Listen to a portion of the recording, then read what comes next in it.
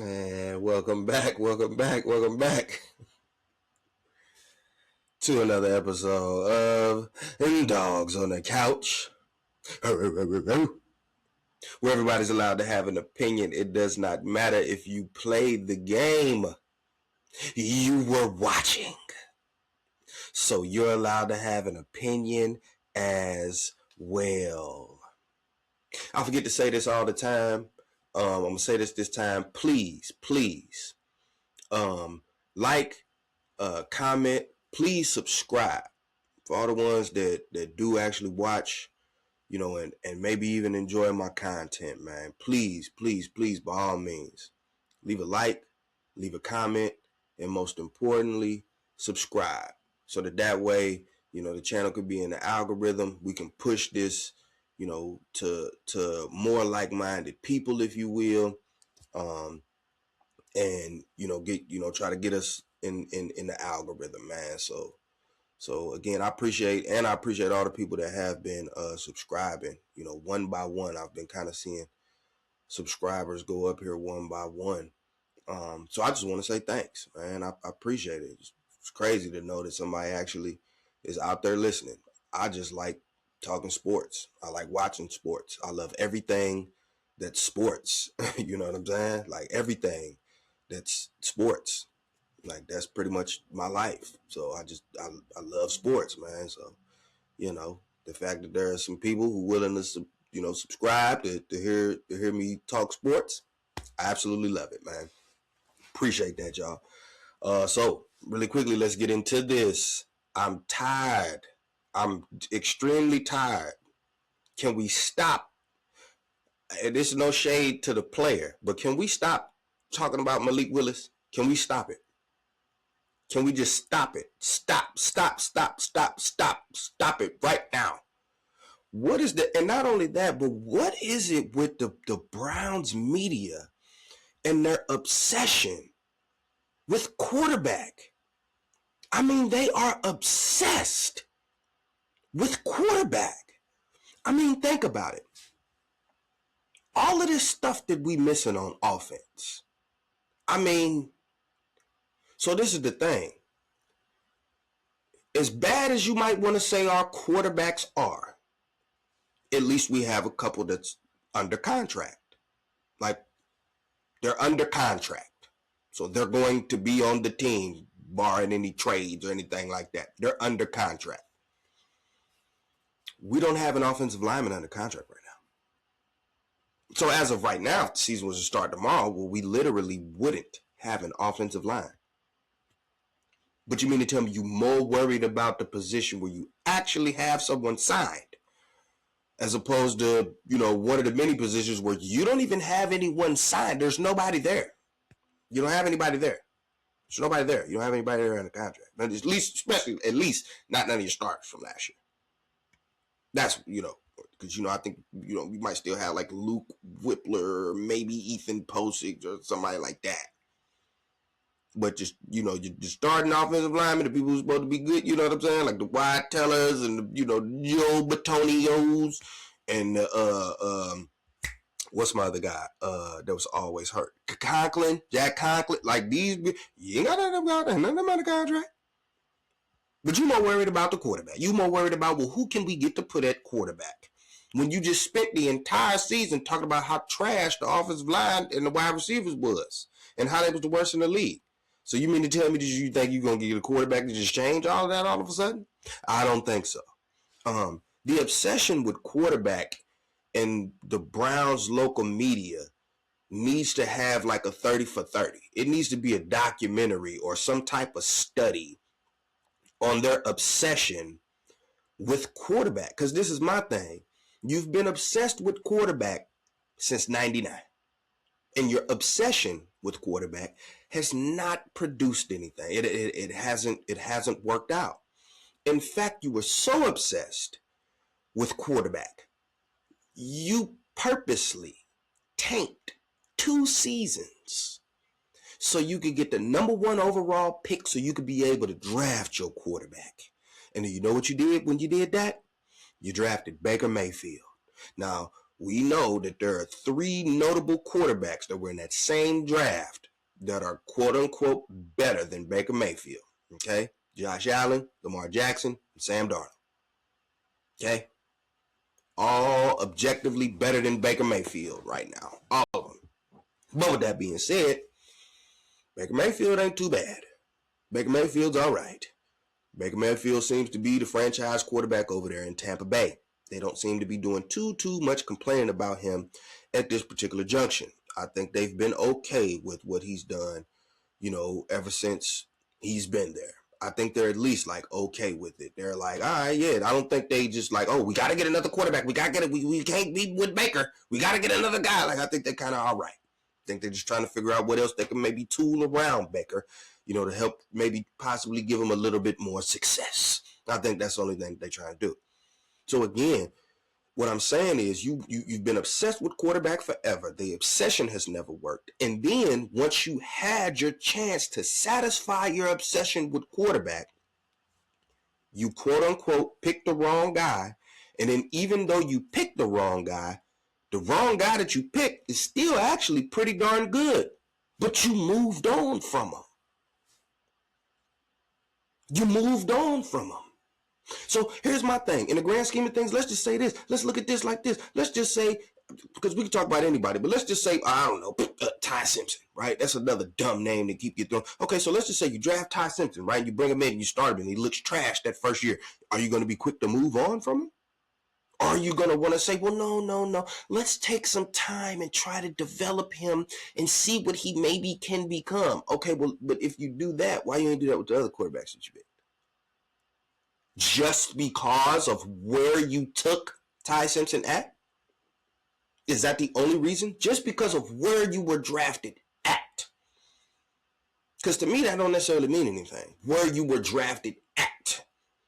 Because if that's the case, that would mean that the only players that's good is the ones who got drafted in the first round and everybody else is trash. Unfortunately, that's not true. That's not the case. I believe a part of the reason that, the Browns have this obsession with quarterback is because they don't want to do the work. So they just get naturally obsessed with these quarterbacks that they see everywhere else, not understanding that, well, everywhere else, these other quarterbacks were developed. Josh Allen was developed. Lamar Jackson was looked at as a running back coming out of college. Baltimore took a chance on him. What I believe the last pick in the first round. They took a chance on him and drafted him. They already had Joe Flacco. He had already won a Super Bowl. If that was with the Browns and Joe Flacco had already won a Super Bowl, the Browns would never want to move off of Joe Flacco, especially not for no Lamar Jackson. They'd be like, oh, so we're going to move off of a Super Bowl winning quarterback for a running back? What are we doing? This is the Browns. The Browns being the Browns. When really what the Browns being the Browns is not being able to identify and or develop said quarterback. You just want the quarterback to already be fully developed and be the best quarterback ever, and then you just want them to hand it to you, to hand the quarterback to you. There you are. You can have him. It doesn't work like that.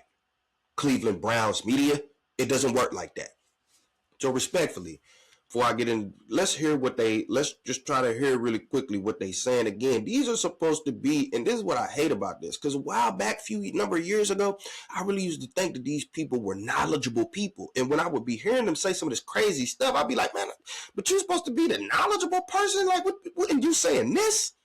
Come to find out, I don't think these people are actually knowledgeable. I think they Nepo babies. I think that they got these jobs either because they daddy or they know somebody that knows somebody that knows somebody. They didn't get these jobs because they know sports.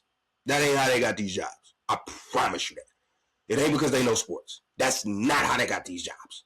It's not because they sit at home watching all the games and they just so engulfed in sport. That is not it.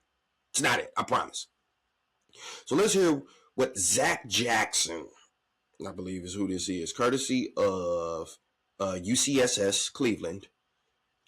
Let's see what Zach Jackson believes the Browns' plan at quarter, because they have to know the plan. What's the plan here? What's the plan? We need to know the plan. When the whole time Andrew Berry and Todd Monken been telling you what the plan is. Jimmy has them too. They've told you exactly what the plan is. You just don't like it. You just don't like the plan. Because you don't like Shador, you don't like Deshaun Watson. So you just don't like the plan. They've already told you what the plan is. You just don't like it. Let's hear what Zach Jackson has to say about the plan. The plan. Just in general, what is the plan? Yeah, so it's a fair question, and I think you could go back to last year and say the plan at quarterback, the most important plan, was made up as it went. That was quite obvious because they drafted Dylan Gabriel and followed that by drafting another QB, right? This year, I think the plan is to go get Malik Willis, right? And if that doesn't work, then the plan is to trade for Anthony Richardson. Or go about somehow getting another guy in here to compete.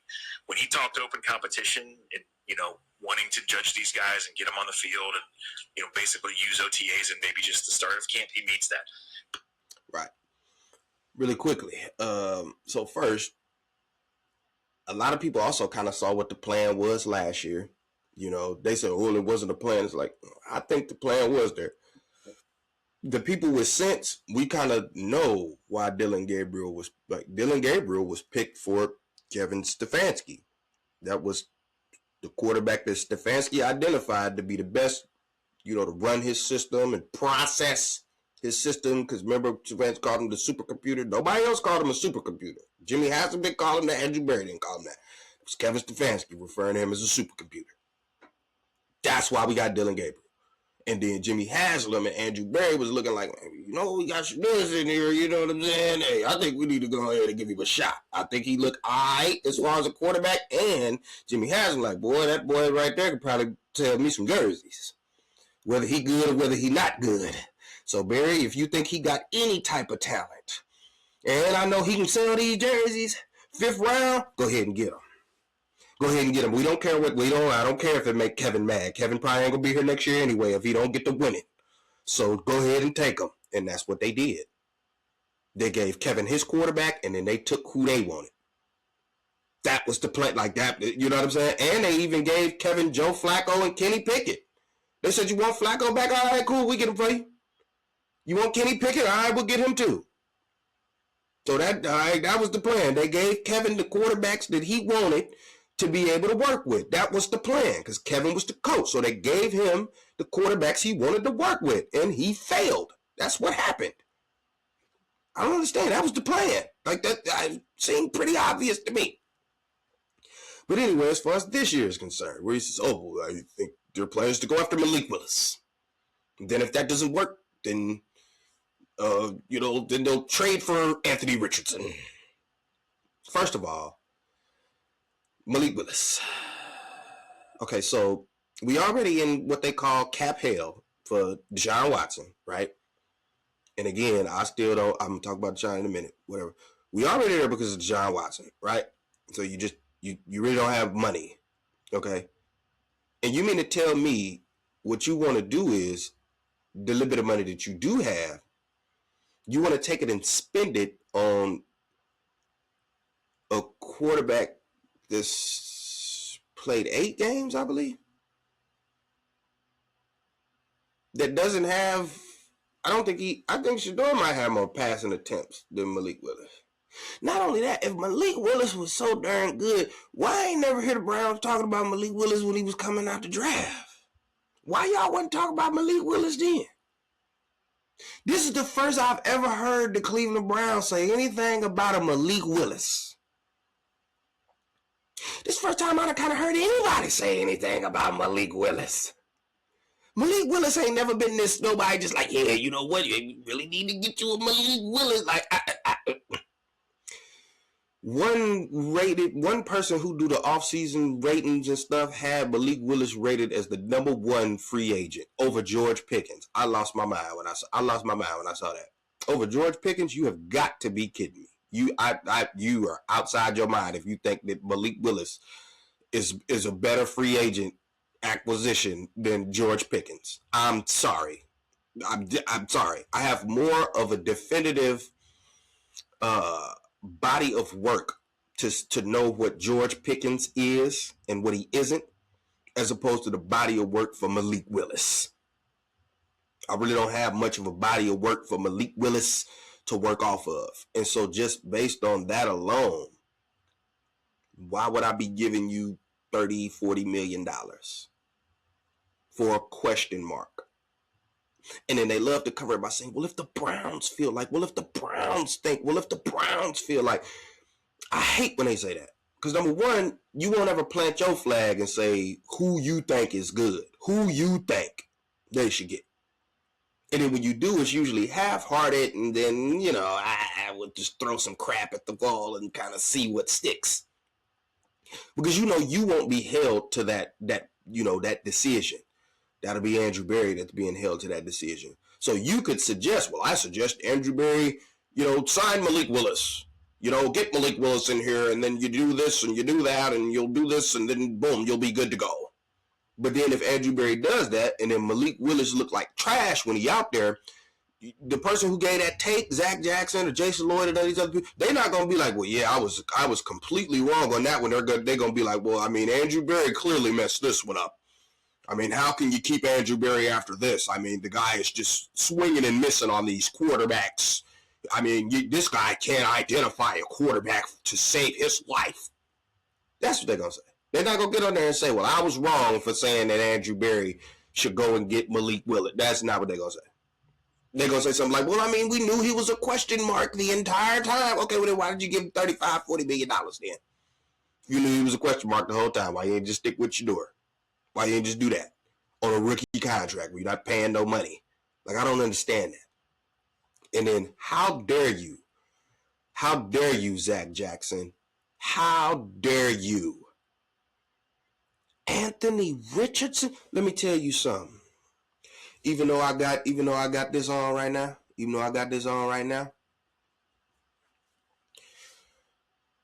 my number one favorite team since a child, professional or anything else, it's been the Florida Gators.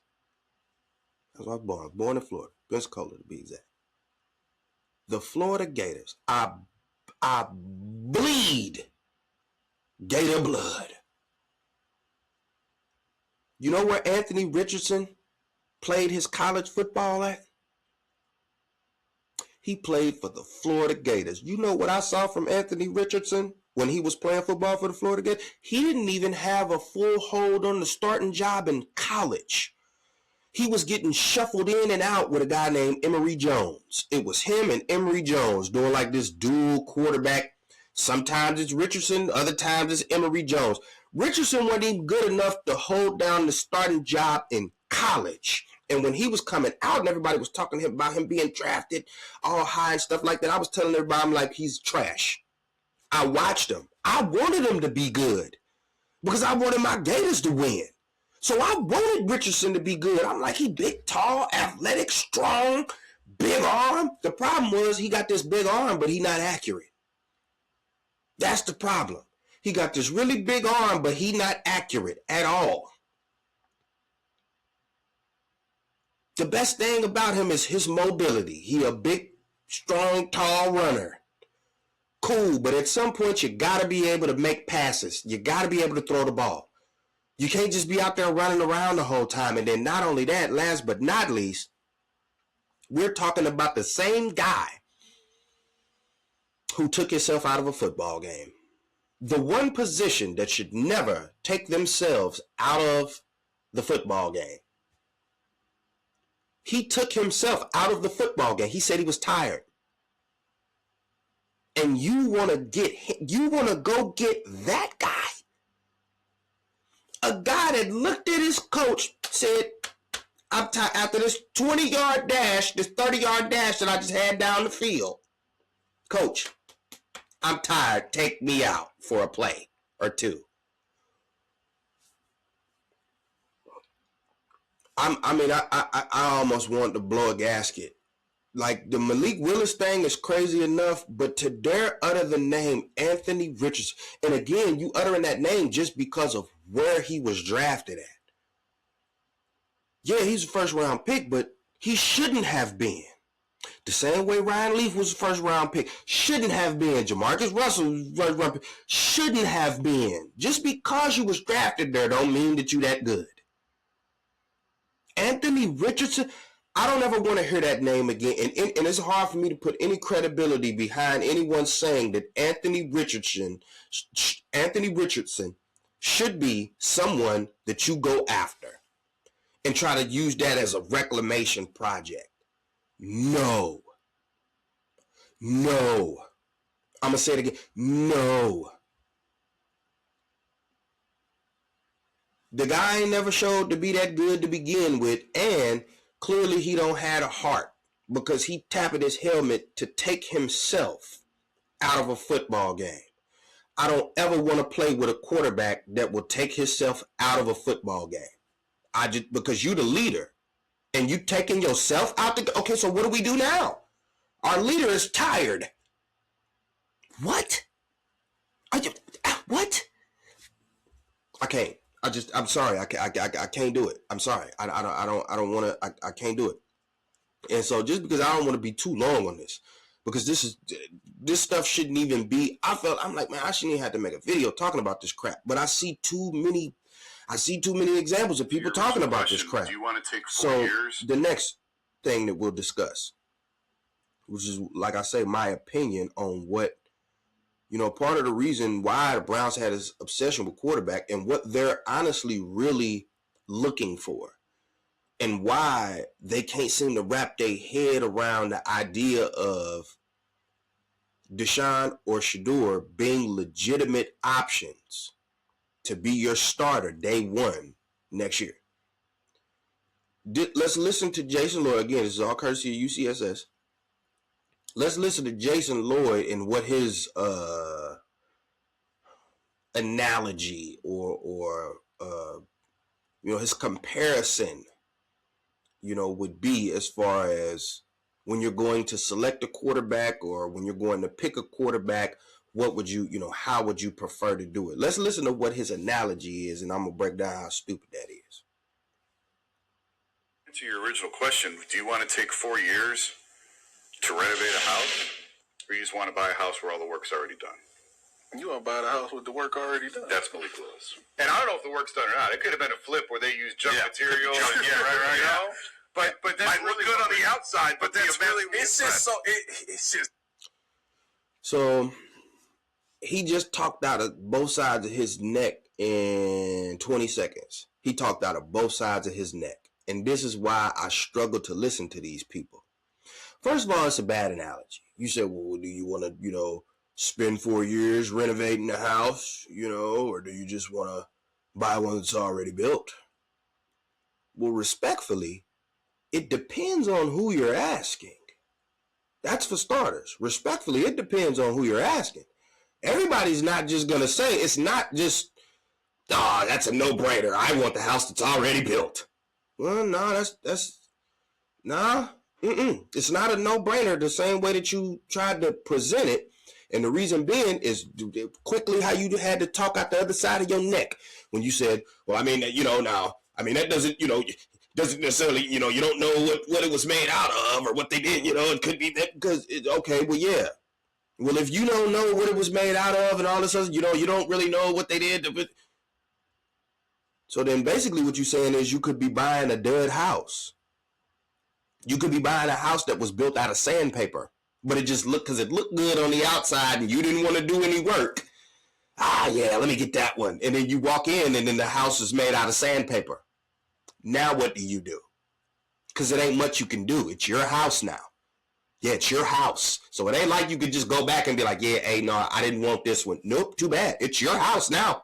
You got it. It's your house. So I don't know what you're going to do with that sandpaper, but you better start thinking quick because it's yours. It belongs to you now. So that's why that's a dumb analogy to use.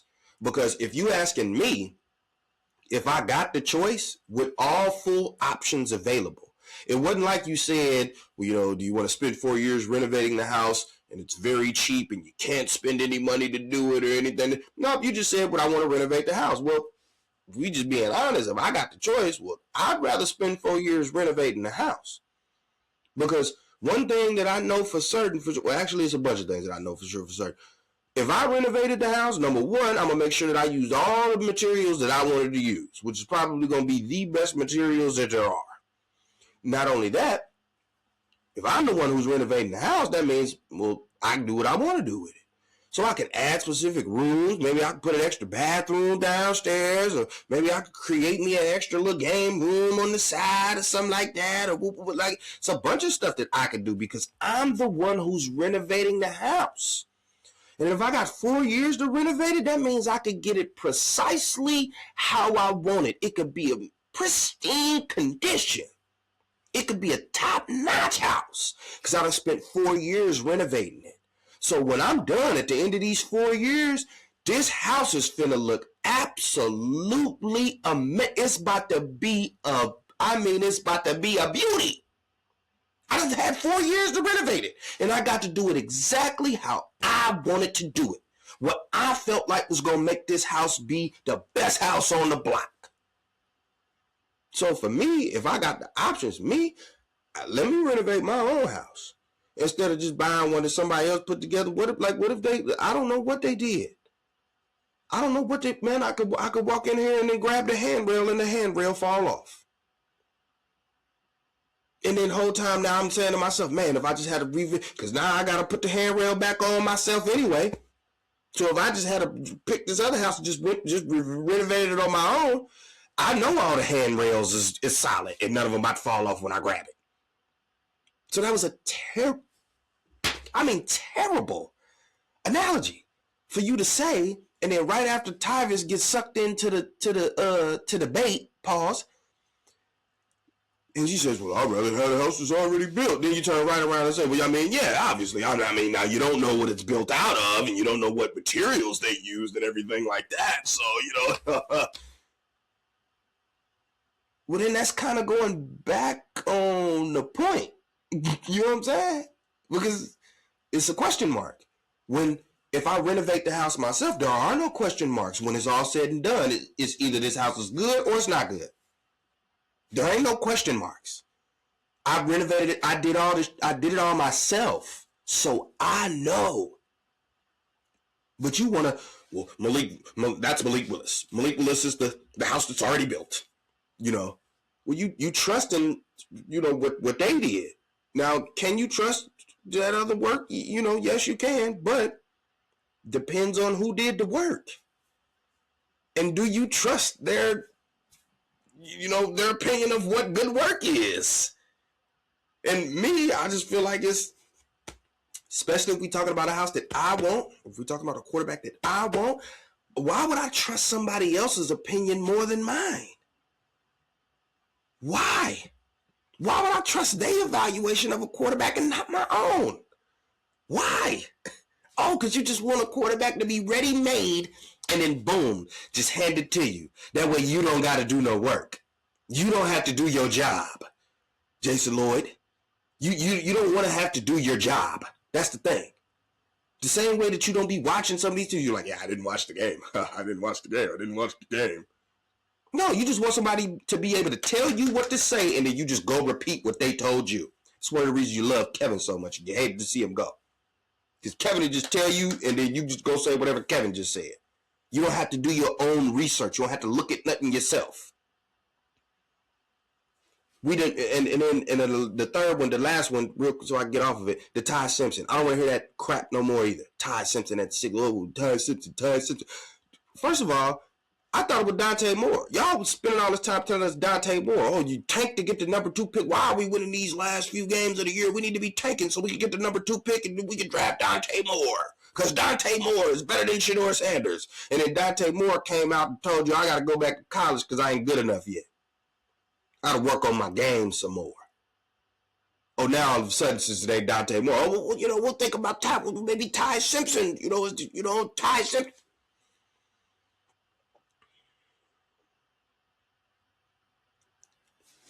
Stop it.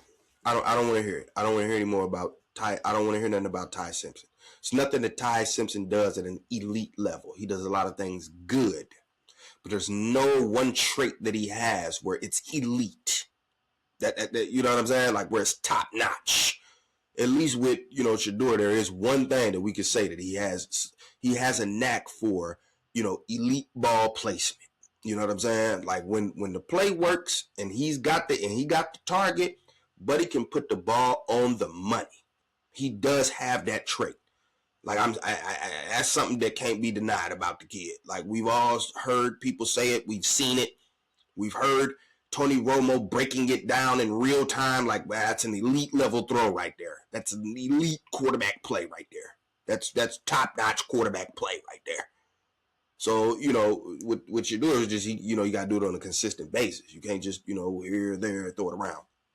It's nothing that Ty Simpson does at an elite level. And so.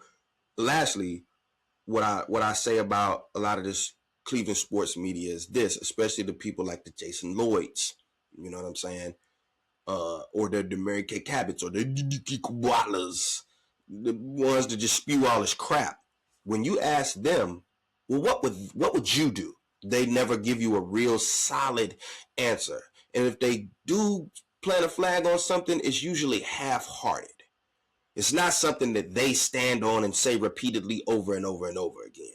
It's something that's kind of half-hearted. So here's where we go, because, again, courtesy of UCSS, Tyvis Powell has kind of been going back and forth with Jason Lloyd on this. Like, well, look, why should we give Malik Willis, who's basically a question mark, when we got a question mark on the team in Shedeur Sanders? Malik Willis costs money. Shedeur Sanders don't. They're both question marks. If we're going to go with a question mark, why not just go with the question mark that's on our team and he's cheaper? Why not just go with that?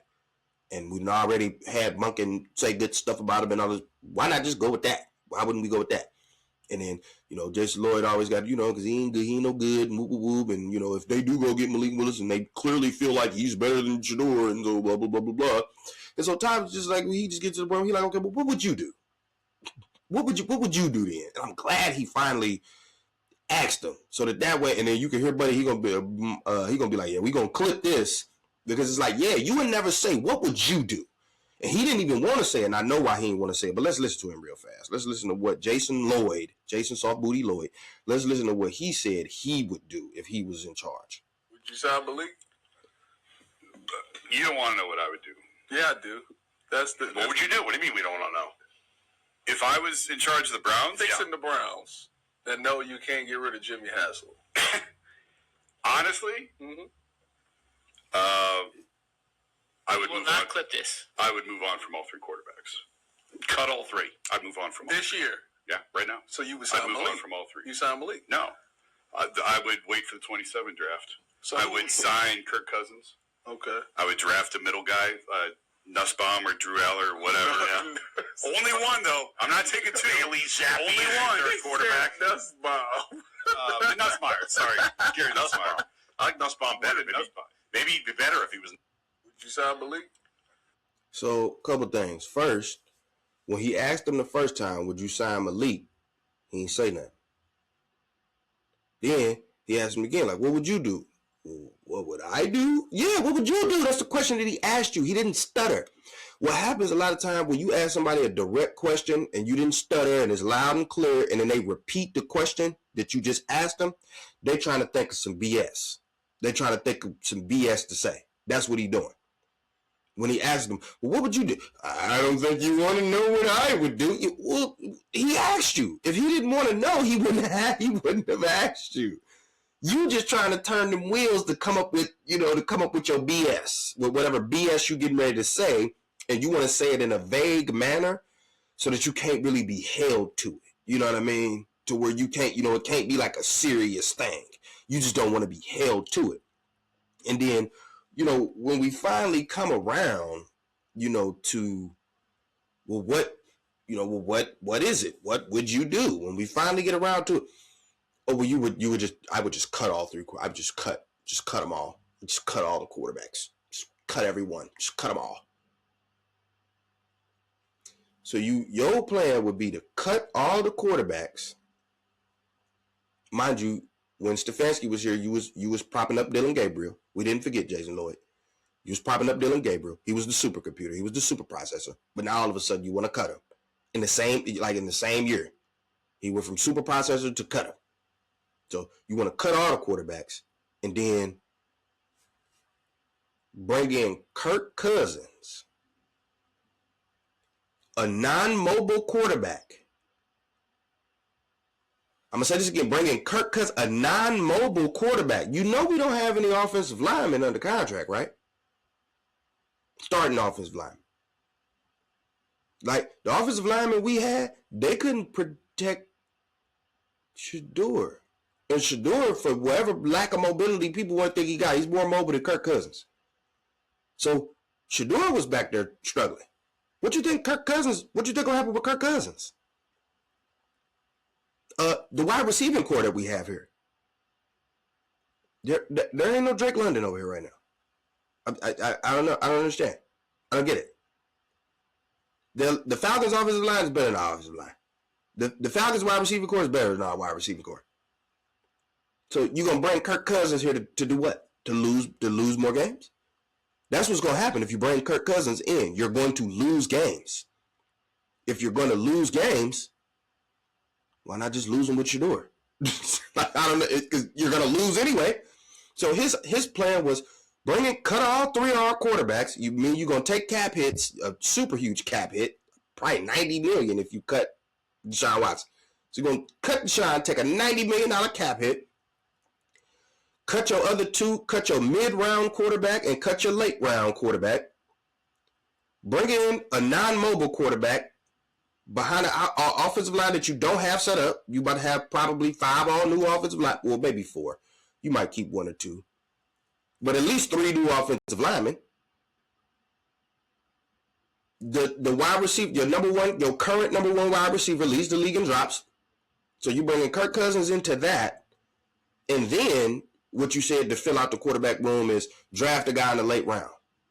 Oh, you mean like you did with Dylan Gabriel and Shedeur Sanders? So you're going to cut mid to late round picks that you already drafted and didn't try to develop just to get another one that clearly you're not going to try to develop because he's saying that he would look for a quarterback in 27. So you would draft a mid-round quarterback just to not develop him. Well, then what would you be drafting a mid-round quarterback for? What do you draft? That's a waste of a draft pick.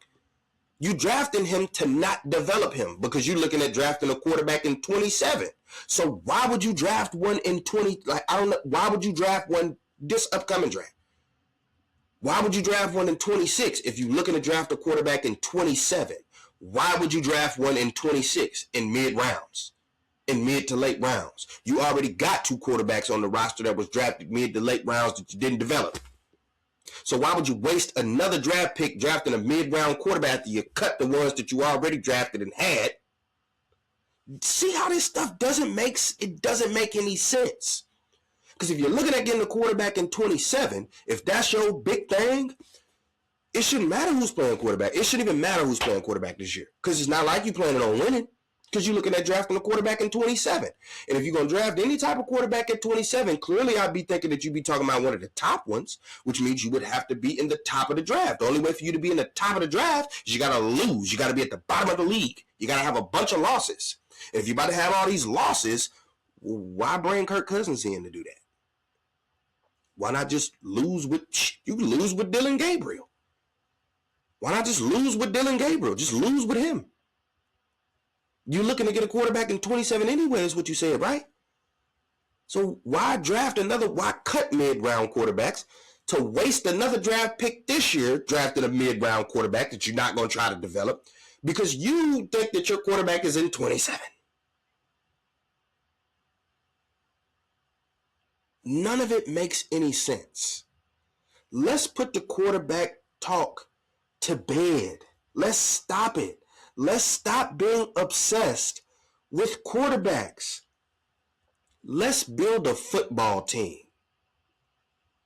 Let's build a football team, man. Let's do that. For once, let's just build a good football team. Let's get good offensive pieces.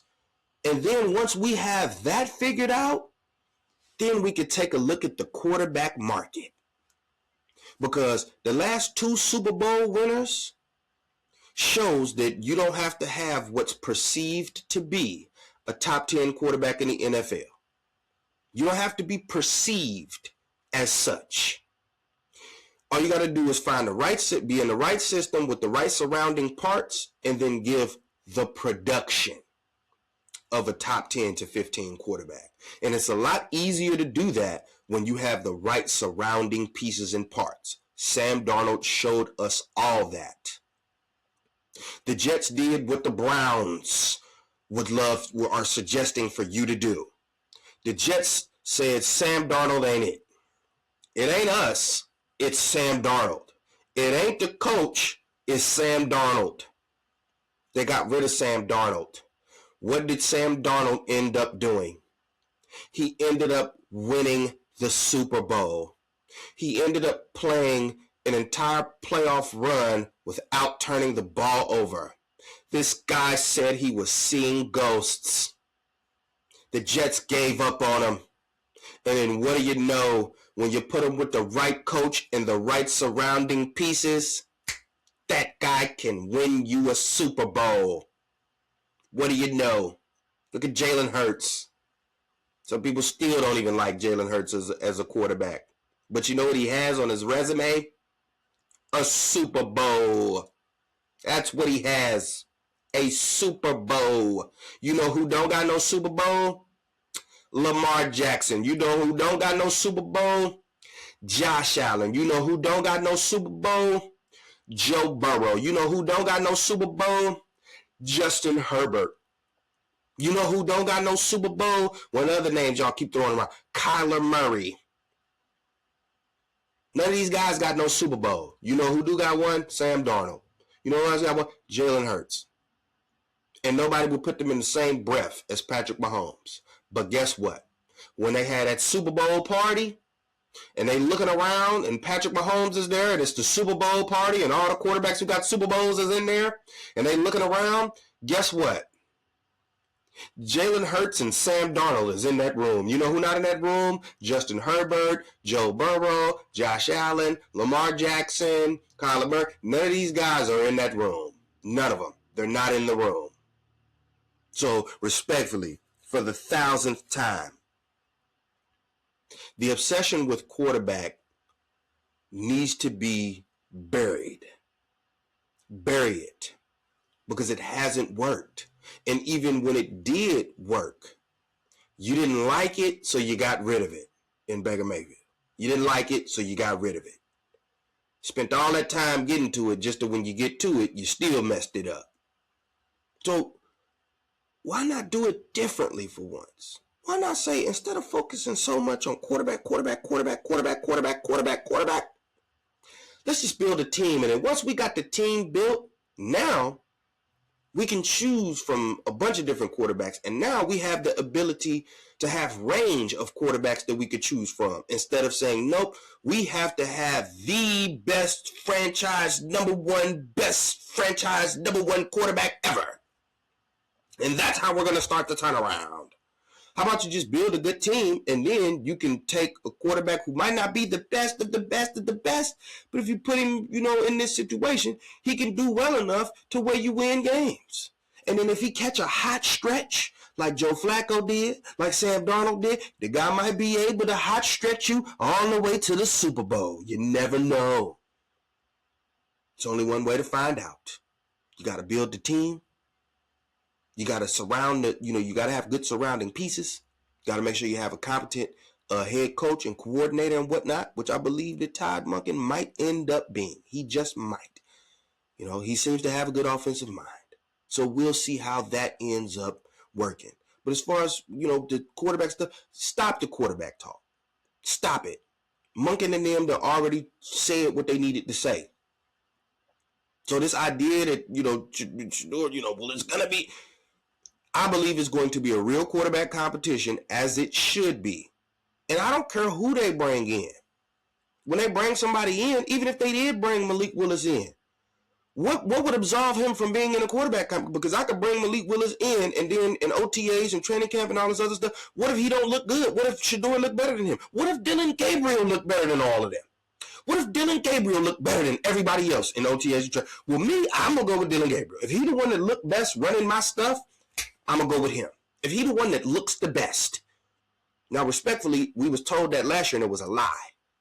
We knew it was a lie. He wasn't the one that looked best. We was even looking at the numbers, the OTA numbers, when they was throwing 7-on-7 and all that other stuff. His numbers was the worst. But they just wanted to tell us that Dylan was the best because that's who Kevin wanted.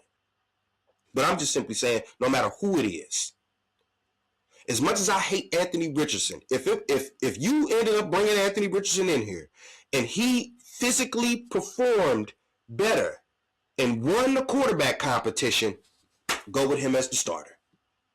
That's the way it should be. That's the way that it should go. Whoever is looking the best on the field, making the best throws on the field, doing the best processing on the field, that should be your starting quarterback. That's who it should be. It shouldn't be where we just give Malik Willis the reins and let him go. Nope, anybody, if we bring any other quarterback in here, I'll be looking at you like, bro, you know, different from everybody finna start from the same starting line. Nobody has a head start here. Everybody's going to start from the same starting line. Even though people like Myles Garrett and Denzel Ward already told you that, you know, hey, well, we looking at Shedeur as the guy. We looking at him being, you know, basically he's got first dibs to take the reins. And if he doesn't do it, then it's on him. But you got first dibs to take the reins. Now, whether that's true or whether that's not true, all I'm simply saying is stop trying to hurry up and marry yourselves to a quarterback just because they're not in your room right now and you just don't like Shedeur and you don't like Deshaun. Like I said in previous videos, and I'm going to keep saying it, I want to see the quarterbacks under someone else's tutelage. I only saw these quarterbacks look bad up under Stefanski's tutelage. Deshaun didn't look bad up under other people's tutelage. It was only Stefanski's. And Stefanski, it wasn't like, well, the only quarterback that looked bad under Stefanski was Deshaun. No, there are several quarterbacks that look bad under Stefanski. So let me see the quarterbacks. Heck, let me see all of them. I don't even like Dylan Gabriel. But heck, let me just see what he could do. Not up under Stefanski. He might look completely different. Sam Darnold looked completely different from what he looked like with the Jets, didn't he? So let me see. Before I make any judgments, let me see it first. Before I just say, well, Shedeur isn't the guy. Well, I don't want to see Deshaun Watson. I don't never want to see that again. Well, that was up under Stefanski. Let me see what he looked like with somebody else first. And then if he looks like he looked up under Stefanski, if he looked like that with you, Todd Monken, now I can say Deshaun ain't it. Now I can say Shedeur ain't it. Now I can say Dylan Gabriel ain't it. Now I can say bring on Malik Willis. Now I can say bring on Anthony Richardson. But until then, let me see what I can get out the quarterbacks that's already in my room first. That don't mean that I ain't bringing nobody else in, but if I do bring somebody else in, you going into the same slotted position that all the rest of them going in, which is you're in a quarterback competition. Dogs on the couch, signing off.